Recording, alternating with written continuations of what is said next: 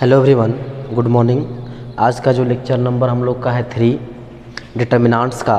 पिछले वीडियो में हम लोगों ने देखा था माइनर ऑफ अ मैट्रिक्स। दिया गया मैट्रिक्स का हम लोग माइनर कैसे फाइंड करते हैं।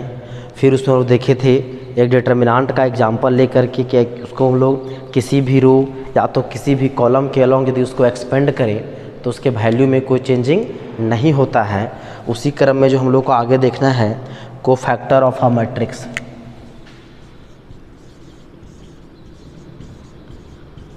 Cofactor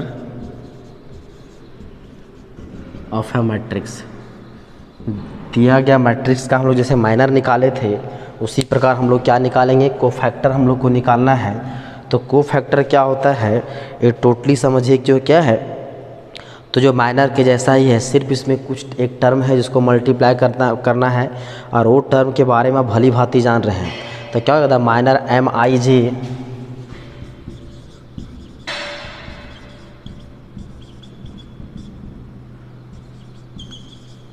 multiplied by -1⁻⁰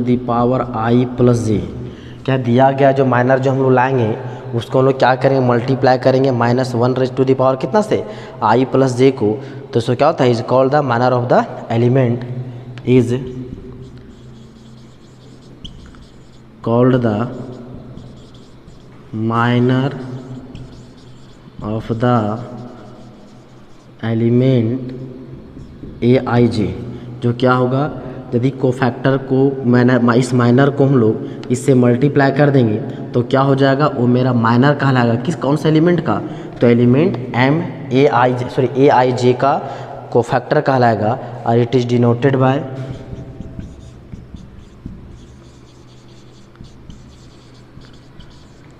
bye AIJ। इसको कैसे रिप्रेजेंट किया जाता है, AIJ बुक में आपको AIJ है, आप तो सिंपली आप CIJ से रिप्रेजेंट कर सकते हैं। C for cofactor, IJ for मतलब उस एलिमेंट कौन से पोजीशन का एलिमेंट का हम लोग कोफैक्टर निकाल रहे हैं। अब बुक में AIJ है, इन जनरल हम लोग CIJ यूज करेंगे ताकि हम लोग पता चले हम लोग क्या निकाल रहे हैं, कोफैक्टर निकाल रहे हैं। चलिए हम लोग अब एक एग्जाम्पल ले देते हैं। आप तो फिर इन जनरल इसका फार्मूला यदि लिख दे तो हो जाएगा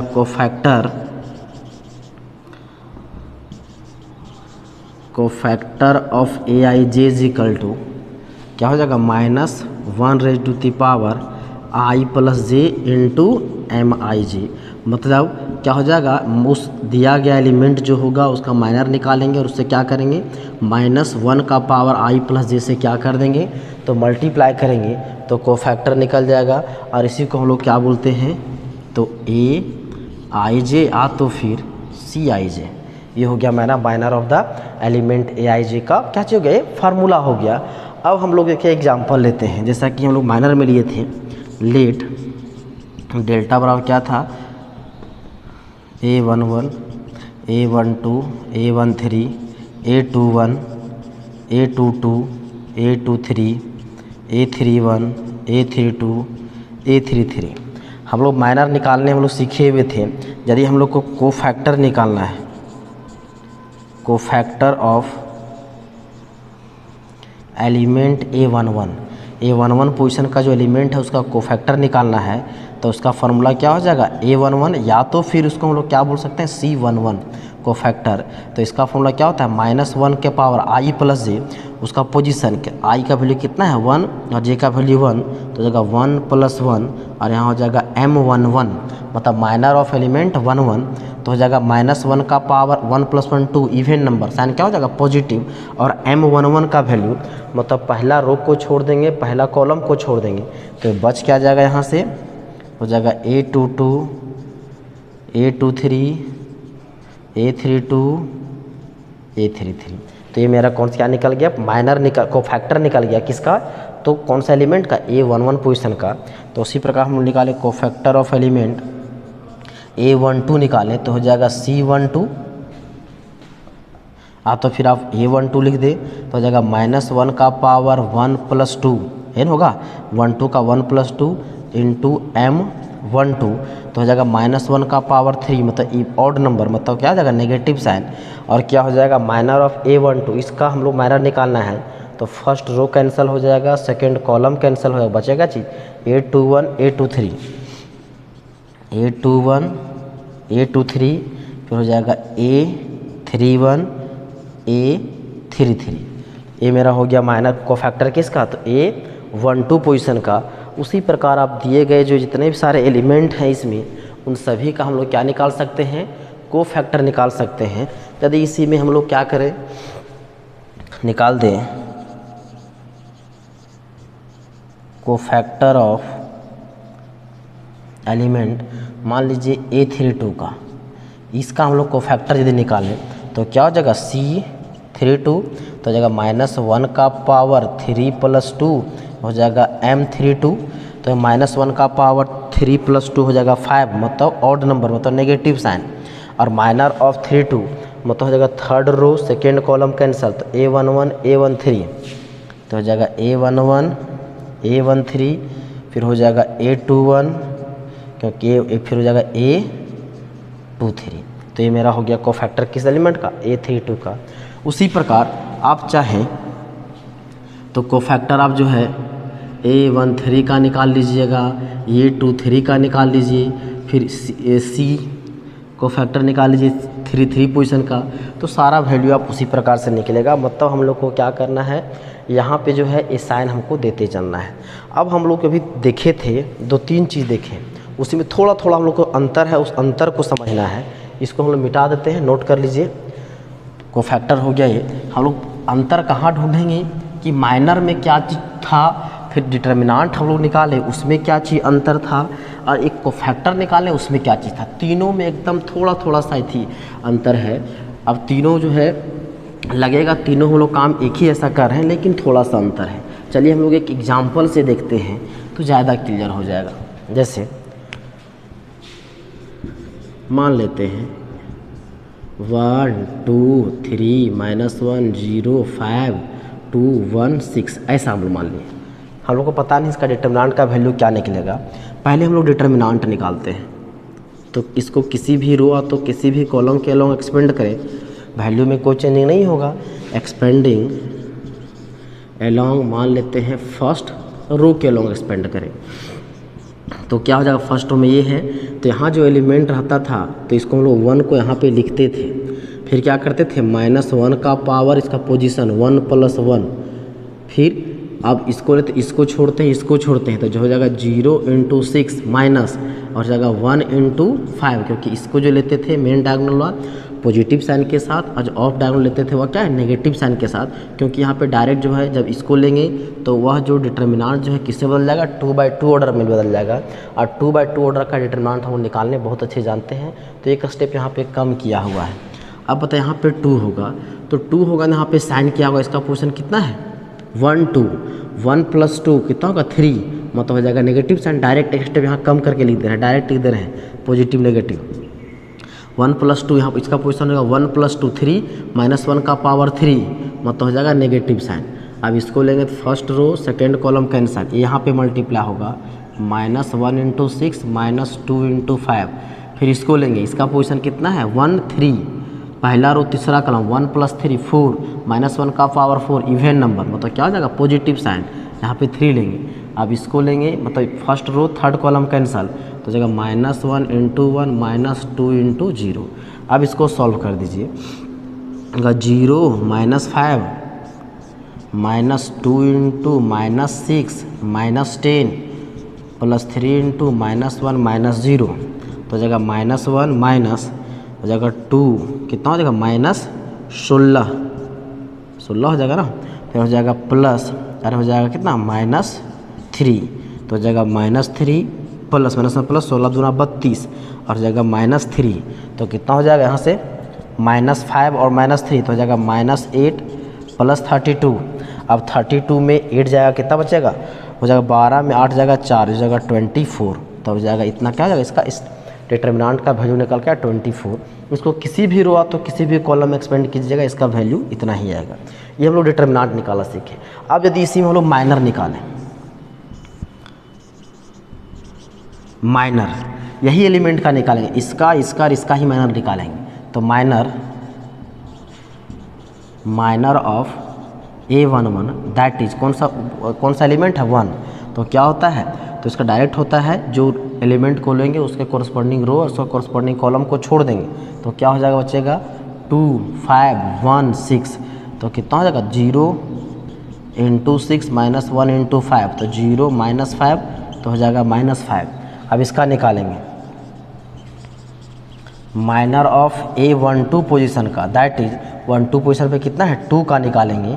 तो 2 का निकालेंगे तो इसमें माइनर में क्या करते हैं, यहाँ पे साइन प्लस माइनस हम लोग कंसीडर नहीं करना पड़ता है, अंतर यही चीज़ का है। इसमें क्या है, माइनर में यहाँ पे जो प्लस माइनस साइन यहाँ पे कंसीडर किए, कोफैक्टर में लिए थे, वो प्लस माइनस साइन नहीं लेते हैं। ये 2 लिए तो फर्स्ट रो सेकेंड कॉलम को छोड़ दीजिए तो हो जाएगा -1 5 2 6, तो हो जाएगा -6 -10 तो हो जाएगा -16, तो हो गया माइनर। इसी में बोला जाएगा कोफैक्टर निकालिए, कोफैक्टर तो डायरेक्ट लिखते हैं C11 का, कोफैक्टर ऑफ एलिमेंट 11, तो इसका क्या हो जाएगा -1 × 1 और फिर क्या हो जाएगा माइनर ऑफ 11, तो -1 का पावर 2 तो हो जाएगा पॉजिटिव साइन, और माइनर ऑफ A11 का माइनर निकाले थे तो इसको हम लोग लिख सकते हैं बराबर हो जाएगा M12 और हो जाएगा M11।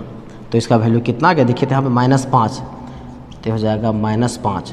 उसी प्रकार हम लोग निकाले कोफैक्टर ऑफ एलिमेंट 12 पोजीशन का, तो हो जाएगा -1 × 1 + 2 × M12, तो हो जाएगा नेगेटिव माइनस, और इसका वैल्यू हम लोग कितना है -16 निकाल के रखे हुए पहले से, तो माइनस +16।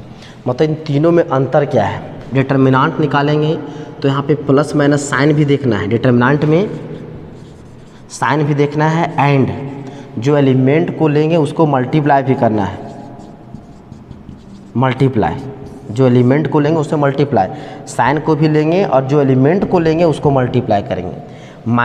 माइनर में क्या करना है, यहाँ पे साइन को नहीं लेना है, फिर यहाँ पे मल्टीप्लाइड भी नहीं करना है। कोफैक्टर में क्या करेंगे, साइन को लेंगे लेकिन जो एलिमेंट लेते हैं उसको मल्टीप्लाई नहीं करेंगे। तीनों चीज़ अलग अलग हो गया।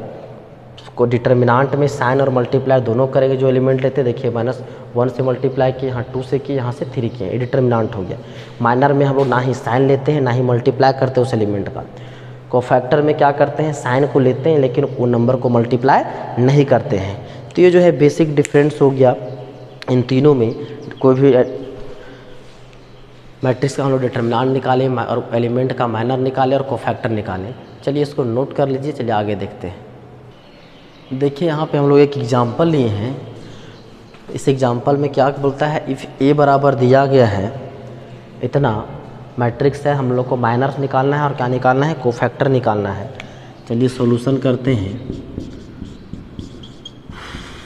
गिवन दैट ए बराबर दिया हुआ है कितना 2 3 4 5, ये दिया हुआ है हमको माइनर, पहले हम लोग माइनर निकालते हैं। माइनर ऑफ सभी यहाँ पे 4 एलिमेंट हैं, चारों एलिमेंट का क्या निकालते हैं, माइनर निकालते हैं। A11 तो हो जाएगा दैट इज कितना 2 का निकालेंगे, मतलब हो जाएगा M11, तो इसको लेंगे तो इसको छोड़ देंगे, इसको छोड़ देंगे तो कितना हो जाएगा 5, ये हो जाएगा कितना माइनर निकल गया A11 पोजीशन का। उसी प्रकार निकालेंगे A12 का। चलिए 12 पोजीशन के लिए माइनर निकालते हैं हम लोग। Minor of A12 that is 12 position पे कितना है 3, मतलब हो जाएगा M12, मतलब फर्स्ट रो को सेकेंड कॉलम को छोड़ देंगे, हो जाएगा कितना 4। अब लेंगे माइनर ऑफ किसका, इसका A21 का दैट इज कितना है 4, मतलब हो जाएगा M21, the second row first column को छोड़ देंगे, बच जाएगा कितना 3। फिर हो जाएगा या minor of A22 that is 22 position में कितना है 5, मतलब हो जाएगा यहाँ पे M22, मतलब सेकेंड रो सेकेंड कॉलम को छोड़ देंगे, हो जाएगा 2। ये मेरा क्या निकल के आ गया माइनर। यदि इसी में कोफैक्टर निकालेंगे, cofactor of A11 that is C11 बोलिए जो है, दैट इज किसका निकालेंगे, इसको लिखिए 2 का निकालेंगे, मतलब हो जाएगा C11, तो इसका फॉर्मूला हो जाएगा -1 का पावर 1 + 1 और हो जाएगा M11, तो हो जाएगा -1 का पावर 2, मतलब हो जाएगा पॉजिटिव साइन और यहाँ पे 1 1 माइनर यहाँ पे निकाल के रखें, यदि नहीं निकालने तो कोई दिक्कत नहीं। 1 माइनर हम लोग जानते हैं जो एलिमेंट को लेंगे उसको कॉरस्पॉन्डिंग रो को कॉलम को छोड़ देंगे, कितना बच जाएगा 5 + 5 हो जाएगा 5। Cofactor of A12 that is कितना है 3, मतलब C12 तो -1 का पावर 1 + 2 M(12) तो -1 का पावर हो जाएगा 3, मतलब नेगेटिव साइन, और M(12) मतलब इसको लेंगे तो first row second column cancel हो जाएगा 4,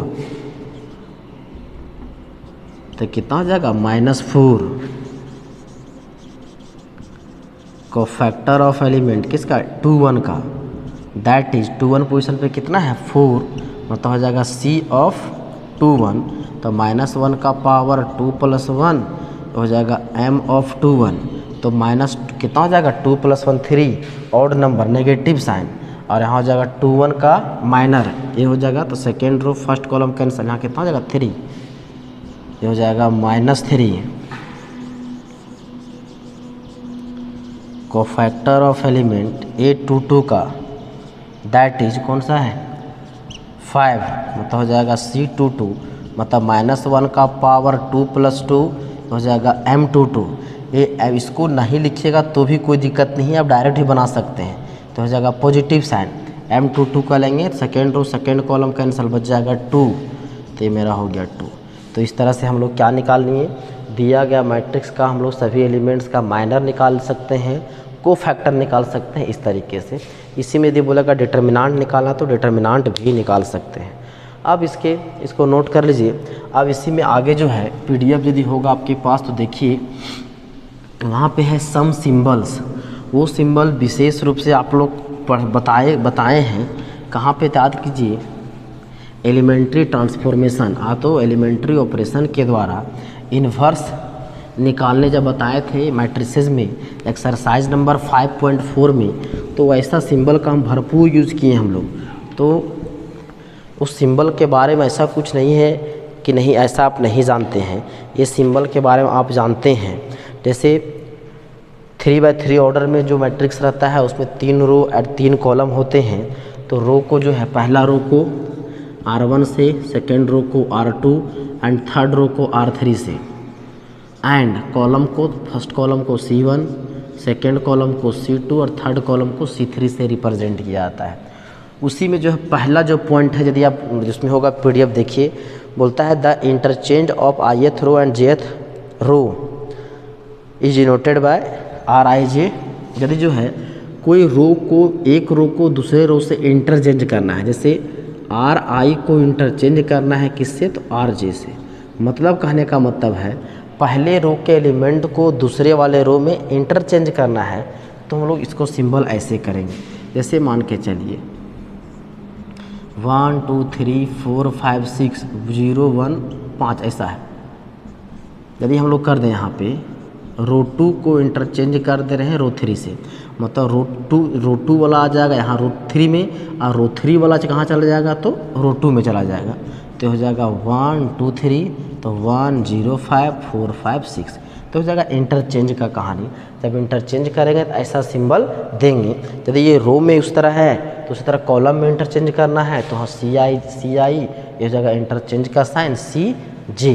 यदि उसी में जो है यदि कोई ज़रूरत पड़ जाए दूसरा में जो है ये है इस तरह से RI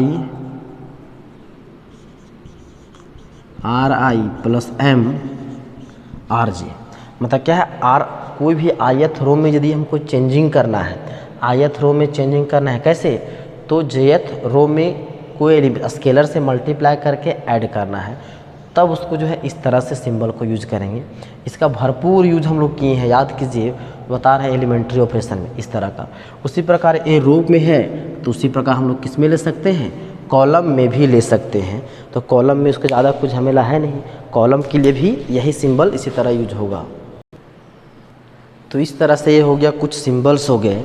अब इसके बाद हम लोग को सबसे एक चैप्टर में जो डिटर्मिनांट में पढ़ना है, सबसे इम्पोर्टेंट जो है वह है properties of determinant. Properties of determinant अभी हम लोग एक पूरा डिटेल में पढ़ेंगे, लेकिन जब क्वेश्चन बनाएंगे तो उसका हम लोग डायरेक्ट यूज़ करेंगे। जब हम लोग प्रॉपर्टी पढ़ेंगे तो उसका हम लोग क्या करेंगे, डायरेक्ट यूज़ करेंगे। ऐसा होगा तो ऐसा होना चाहिए, तो हम लोग उतना वहाँ बनाने में क्या होगा, हेल्प मिलेगा, हम लोग वहाँ को ज़्यादा टाइम वेस्ट नहीं होगा। तो अगला हम लोग का है properties of determinants.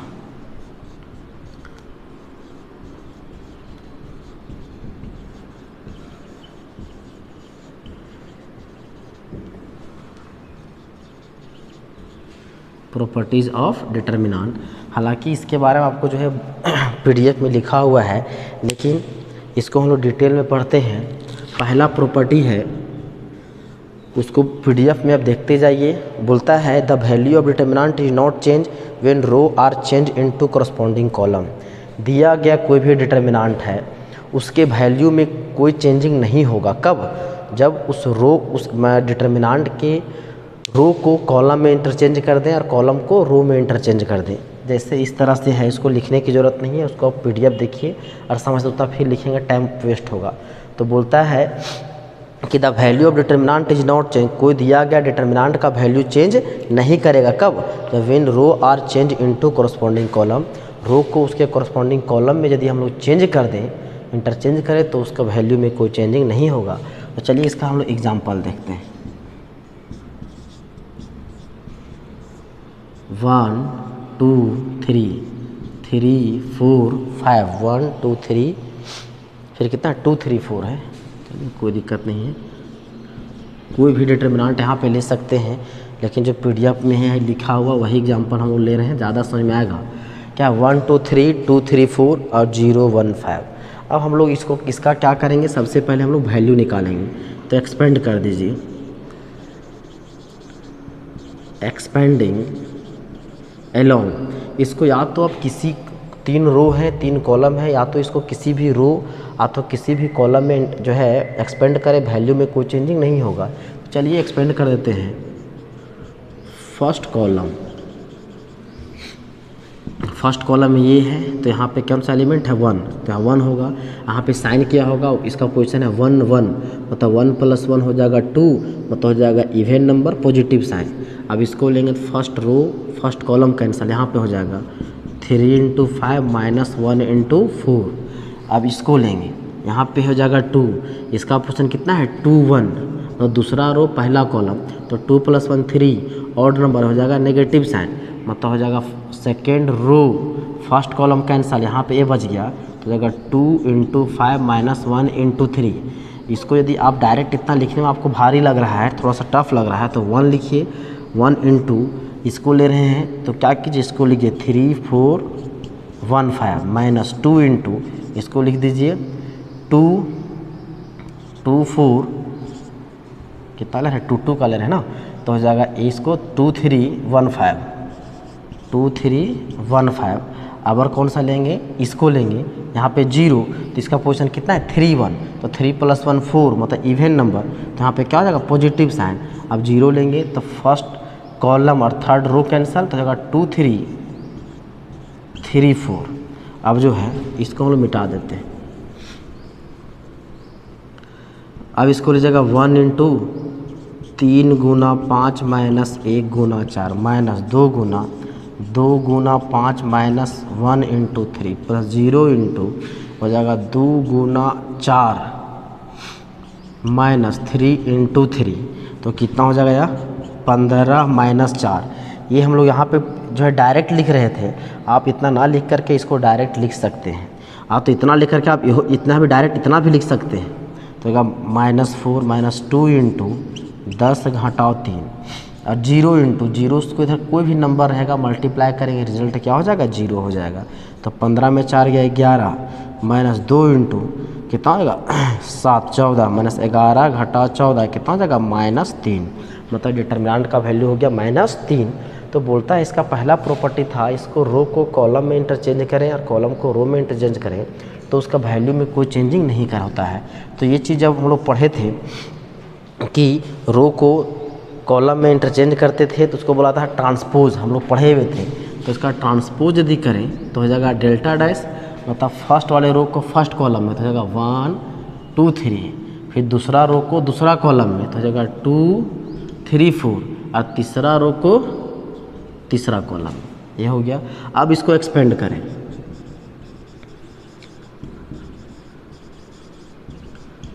Expanding along first column के ही अलोंग एक्सपेंड कर दें। तो किसी भी रो तो किसी भी कॉलम एक्सपेंड करेंगे, वैल्यू में कोई चेंजिंग नहीं होगा। तो क्या हो जाएगा, इसको लेंगे तो हो जाएगा 1, तो यहाँ पे पोजीशन कितना 1 1, तो पॉजिटिव साइन होगा। इसको लेंगे, एक कैंसिल, तो अगर 5 दिया 3 5 15 माइनस 4 गुना 1 4। फिर इसको लेंगे, फर्स्ट कॉलम के लिए इसको लेंगे तो पोजीशन है 2 1, 2 + 1 3 ऑड नंबर, तो नेगेटिव साइन 2 × तो हो जाएगा दूसरा रो पहला कॉलम कैंसिल, 2 गुना 5 हो जाएगा 10 घटा 4 गुना 0 0 आ जाएगा +3। प्लस क्यों लिखे, इसका पोजीशन है 3 1, 3 + 1 4। ये हो जाएगा क्या चीज़, इवेंट नंबर, मतलब पॉजिटिव साइन, मतलब third row first column cancel हो जाएगा 2 × 1 2 - 3 × 0 0, तो 15 - 4 हो जाएगा 11 घटा ये कितना हो जाएगा 10 दूना 20 जोड़ 6, तो कितना हो जाएगा 11 और 6 जगह 17 माइनस 20, तो कितना हो जाएगा -3। आप देख सकते हैं कि इसका ही वैल्यू कितना आया था -3, यहाँ भी आया -3, मतलब यहाँ से क्या होगा, देयरफॉर लिख सकते हैं डेल्टा बराबर हो गया डेल्टा डैश, मतलब उसको रो कॉरस्पॉन्डिंग रो और कॉलम में चेंज करें तो उसका वैल्यू में कोई चेंजिंग नहीं होगा। तो यही इसीलिए बोलता है पहला प्रॉपर्टी कि the value of determinant is not change when rows are interchange into corresponding columns. तो ये हो गया क्या चीज़, पहला प्रॉपर्टी। अब चलिए आगे देखते हैं सेकंड प्रॉपर्टी, इसको नोट कर लीजिए। दूसरा जो प्रॉपर्टी इसमें वह जो है फर्स्ट वाला से ही मिलता जुलता है, लगेगा कि फर्स्ट वाला ही है, लेकिन ये फर्स्ट वाला नहीं है। उसको जो है पीडीएफ में है, उसको देखिए बढ़िया से और उसको जो है पढ़िए। बोलता है इफ़ एनी 2 रोज और कॉलम्स ऑफ अ डिटर्मिनेंट, कोई डिटर्मिनेंट का कोई 2 रो या तो कोई 2 कॉलम्स आर इंटरचेंज। अभी हम लोग पढ़े थे पहला में कि सब 3 रो है तो तीनों रो और तीनों कॉलम को आपस में क्या कर दिए, इंटरचेंज कर दिए। लेकिन इसमें बोलता है सिर्फ कोई 2 रो और कोई 2 कॉलम की बात कर रहा है, सब के सब की बात नहीं कर रहा। अंतर इसमें यही है। बोलता है इफ़ एनी 2 रोज और column of a determinant are interchange, यदि उसको जो है इंटरचेंज किया जाएगा, the sign of the determinant is change, determinant का साइन चेंज कर जाएगा, but its value remains the same, value same रहेगा लेकिन इसका जो है साइन चेंज कर जाएगा। यदि पहले बार में जो मान कर चलिए 3 आया है और उसको इंटरचेंज करने के बाद उसका वैल्यू कितना होगा, -3 हो जाएगा। वैल्यू में कोई चेंजिंग नहीं, सिर्फ उसका क्या हो जाएगा, साइन में चेंजिंग हो जाएगा। देखिए उसका एग्जाम्पल लेते हैं, वही डिटर्मिनेंट लेंगे 1 2 3, फिर कितना है 2 3 4, फिर कितना था 0 1 5 0 1 5, ये दिया गया है। इसका हम लोग डिटर्मिनेंट निकाले हुए थे, अब इसको बार बार निकालने की ज़रूरत नहीं है। इसका वैल्यू हम लोग जस्ट इसका पहला प्रॉपर्टी बनाए थे, देखे तो उसका वैल्यू कितना आया था -3, आप वहाँ से कर लीजिएगा। अब इसको क्या करते हैं, किसी भी 2 रो या तो कॉलम को इंटरचेंज करते हैं, तो क्या करते हैं R1 को इंटरचेंज कर देते हैं R2 से, और R2 को इंटरचेंज कर देते हैं R1 से। तो ये मेरा क्या हो जाएगा, R1 को मतलब R2 चल जाएगा, R1 में हो जाएगा इतना 1 2 3, सेकेंड रो वाला फर्स्ट रो में चला जाएगा और फर्स्ट रो वाला सेकेंड रो में चला जाएगा, तो 0 1 5। अब इसको हम लोग एक्सपेंड करें तो देयरफॉर इसको मान लेते हैं डेल्टा डैश। अब क्या है, यदि इसको एक्सपेंड करें, चलिए एक्सपेंड कर दीजिए,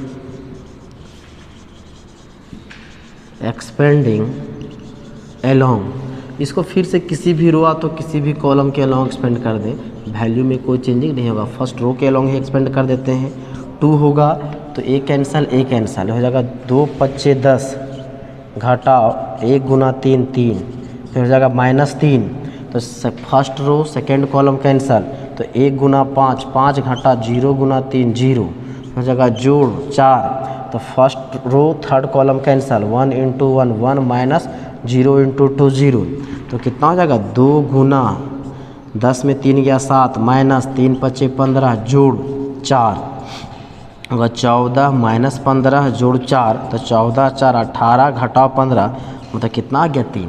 देखिए यदि जैसा था वैसे ही इसको एक्सपेंड किए थे तो -3 आया, लेकिन किसी भी 2 रो और कॉलम के लोग एक्सपेंड किए तो इसका वैल्यू कितना आ गया 3, मतलब वैल्यू में कोई चेंजिंग नहीं आया। यहाँ 3 है तो 3 ही रहा, लेकिन क्या उसका साइन चेंज कर दिया, यहाँ माइनस में था तो यहाँ पे क्या आ गया, प्लस में आ गया।